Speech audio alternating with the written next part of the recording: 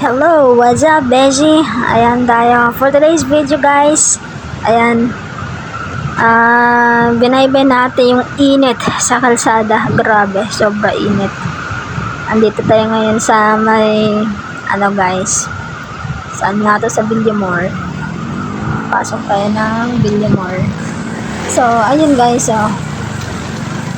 habang nasa biyahe ako, iniisip ko yung na-imagine ko yung mga mototaxi drivers natin, mototaxi riders, mga delivery, ganyan.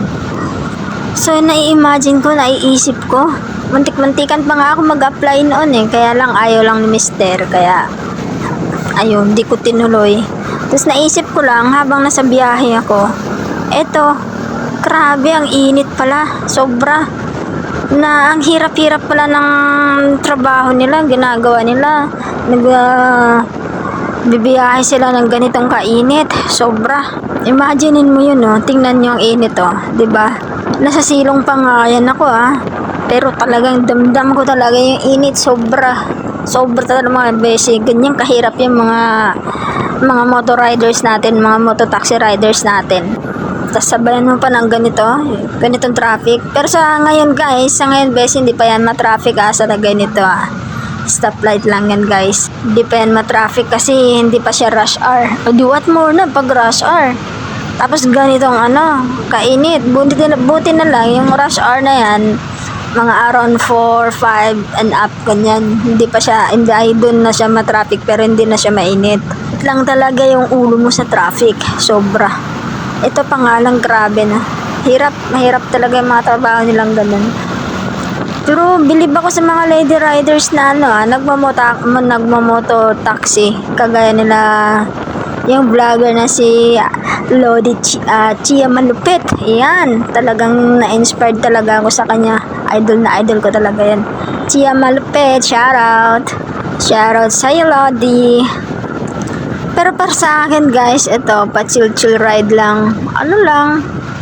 May pinuntahan lang ako. Tapos in-enjoy ko lang bawat bawat biyahe ko. So, natuto na rin tayo singit-singit. Dati ayoko talaga, naiinis ako sa mga sumisingit-singit pag yung nakasakay ako sa taxi o sa Grab. Naiinis ako sa mga motor, grabe, makasingit. Ayun pala, ganito. Now, I knew it. Ngayon alam ko na bakit sila sumisingit. Grabe, sobra. At least ngayon, danas ko na. Kasi pag di ka sisingit, matatagalan ka talaga. Hanggat kaya ng motor mo, hindi alanganin, go lang. Pero pag alam mong alanganin ka, huwag ka talaga sumingit. Kaya mag-ingat, dobleng ingat pa rin talaga. Kasi may mga kamoteng riders din kasi na bagay, hindi naman siguro sinasadya, ganun talaga. Minsan may mga aksidente, pero doble ingat lang talaga. Kagaya nito guys, pag hindi tayo kasi sisingit, ayan diba, kailangan marunong ka lang sumingit. Singit-singit. Pero sabi nga ng kap namin, bawal ang singit kasi mabaho. Ayan tingnan mo to, mga lalamog diba, grabe ang init. Kaya kailangan talaga balot na balot kapag ganitong oras. Kasagsagan talaga ng init guys. Kaya gusto ko talaga fly over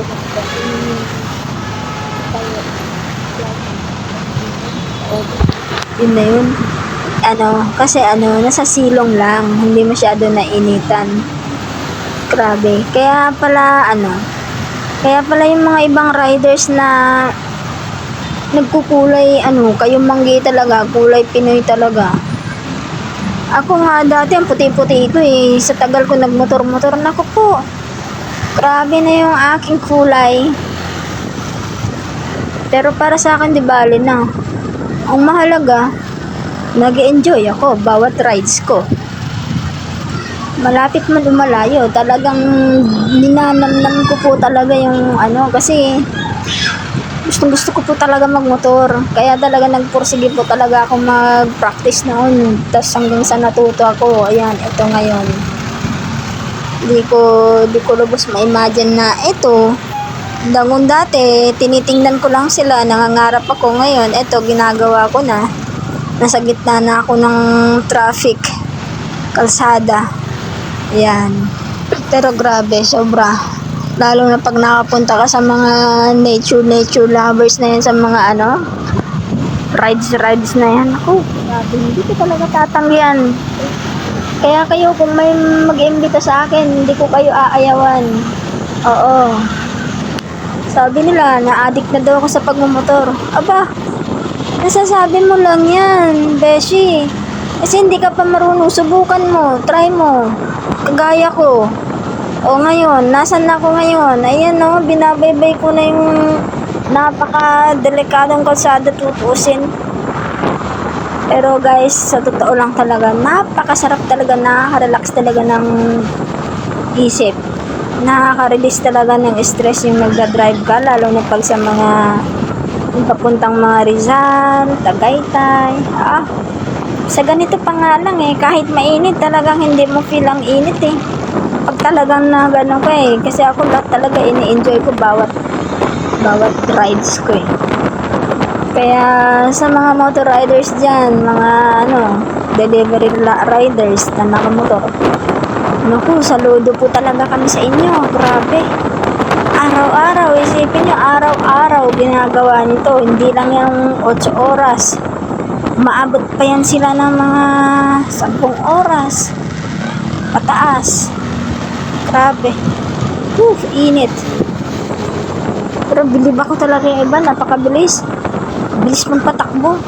Pero ako, ito lang yung kaya ko. Kasi sa isang baguhang driver lang, talagang lang ako, 90 lang pinakamataas na. Yan lang kasi nakakatakot din man ako ng 100, 120, ganyan. Pag yung wala akong angkas, pero pag may angkas ako, nag-iingat ako.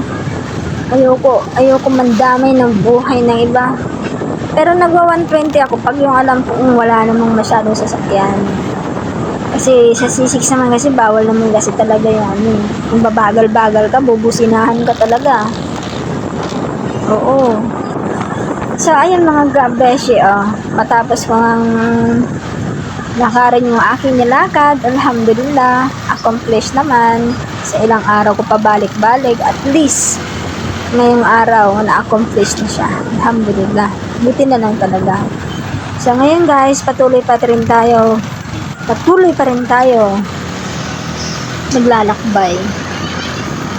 Ang lalaki ng truck, dati takot na takot ako. Pero pag hindi talaga, promise, pag nagmotor ka, kailangan talaga yung loob mo. May guts ka talaga. Kasi kung mahina ang loob mo, huwag mo nang subukan. Kasi mga ngatog lang yung tuhod mo Oo.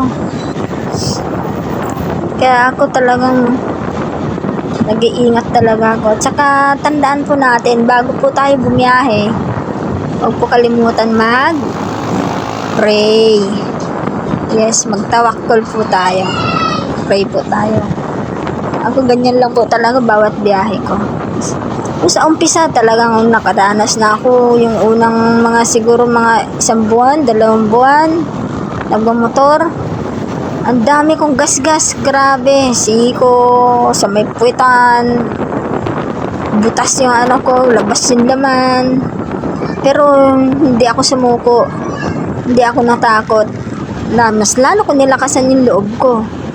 Kasi gusto ko talaga yung nagmamotor Gusto ko talaga. Sabi nga nila, pag gusto mo talaga, kailangan lakasan mo talaga yung loob mo. Huwag kang matakot. Pero huwag mo rin kalimutan mag-ingat. So, ayan guys, andito na tayo sa may papasok na tayo ng Arcas House. Yes, malapit na tayo sa bahay. Ayan. So, diba, ang ganda ng view ng Arcas House guys. Pwede kayo mamasyal dito. Ang ganda, napakasariwang hangin dito, lalo na dito banda kasi marami mga puno-puno dyan sa gilid. Kahit pa paano dito malamig-lamig. Masyal kayo dito.